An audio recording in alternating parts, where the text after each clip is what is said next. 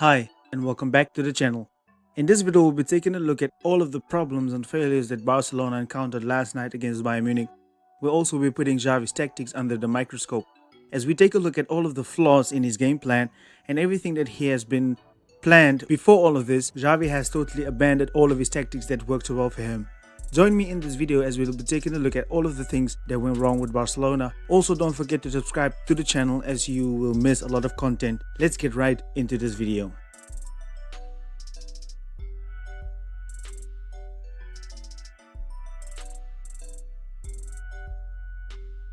Picking these two guys were probably the biggest problem that Barcelona had, Marcos Alonso and Hector Bellerin, because within the high press, Barcelona actually had to press from an angle in order to force Bayern to one side.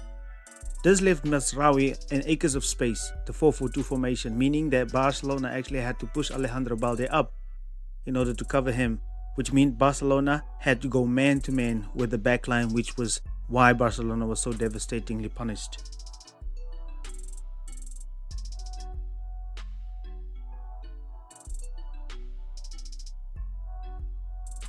You know, it's really beyond me why Barcelona or Xavi wanted to play with an extremely high line when he fairly knows that he has Alonso, Bellerin and Sergio Busquets, which is basically the equivalent to a snail in this game.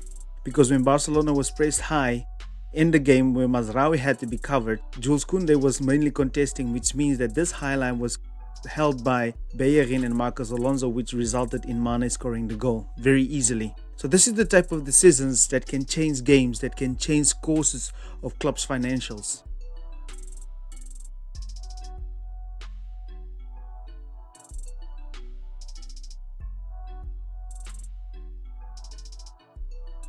Also, the problem with this was Pedri joined Lewandowski up front in a 4-4-2 formation, where the centre-backs would be pressed and Barcelona was mainly outnumbered, and Lewandowski is not always giving his 100%, he's not a Ferran Torres which is good in pressing, which means Barcelona was actually outnumbered. This meant that the whole 4-4-2 formation had to come narrow, and this is where the Mazraoui problem came in basically, where people had to go out to get him, or the midfielders, or they would exchange passes, or the ball comes from a long pass, and this is actually how the Mane goal came about. So in my opinion, how should Barcelona have defended? And we should have actually defended in a 4-3-3 formation, very narrow, to close down the lines in between, which means we had 3 layers as well. So when the ball went wide, we would actually shift as a team, which meant that the whole Bayern's options were actually far away from the ball as they would look to try and press us actually, or we look to press them. So in the same instance where we would press, we would at least have to even out the midfield. Pressing with a 4-4-2 is not working anymore. Pep Guardiola has shied away from this and Jurgen Klopp has never done that. And having these 3 guys in your team, you could never press with a high line like that as well. In possession, Barcelona has always looked to split the centre-backs on either side of Ter Stegen, but Bayern Munich pressed in a 4-2-3-1, which meant that they could literally go man-to-man except with Lewandowski. They didn't press the centre-backs at all, and that's why Barcelona could not penetrate Bayern Munich. But let's actually look at the problems with Xavi's game plan. It really blows my mind that Xavi wanted to play with an extremely high line, leaving acres of space in behind Barcelona's defense, especially when you have Gnabry and Mane on the opposition team. When you have a high line, your goalkeeper should at least be like a sweeper keeper. So when the ball is played through those defenders, he could actually get first and clear the ball through the sideline. But never. This is where I come back to the point, where have you heard that Marcos Alonso and Hector Bellerin is in the back line that presses so high, which cost us 2 goals. So just like last week, Xavi played Pedri on the left hand side because he had the excuse that he wanted to overload the midfield. It worked last week, but it didn't work this week, having 4 players in midfield where you want to overload the midfield and control Bayern Munich's players. Well, this could have worked, but it didn't. Why? Because Frenkie de Jong should have played where Sergio Busquets played.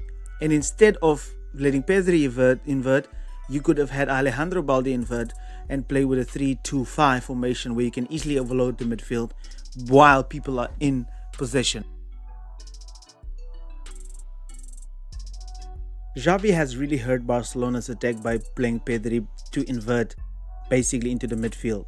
where he could have stayed in half space, but that left a lot to be desired still because Barcelona would not have any width in that region as well, which meant Alejandro Balde had to come forward, but that leaves his place open at the back, which means that Bayern Munich could easily have attacked his place.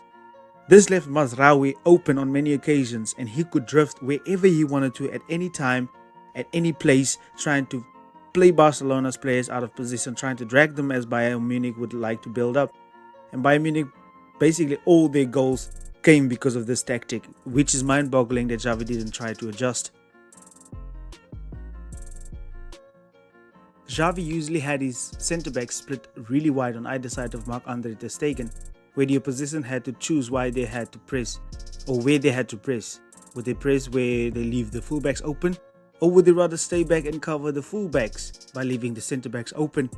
So it doesn't matter what they decide, Barcelona was always trying to get all of them out of position and trying to have vertical width at the same time. But nowadays Xavi wanted to build up with his back four in like a normal back four, also inverting with the midfielder at left winger, sacrificing Barcelona's width totally, rather than inverting where Barcelona would have the 2-3-5, where these players could overload the midfield and pin back the backline at the same time. It was really a tough night for Barcelona fans, who actually came to the Camp Nou to support their team, knowing full well that Barcelona already went down to the Europa League. 85,000 people were in attendance, and they got a lackluster nonsense performance from Barcelona, the players and Xavi, both to blame for all of this. But in the end, we have to look forward, we have to generate some income in order to get rid of all our financial problems.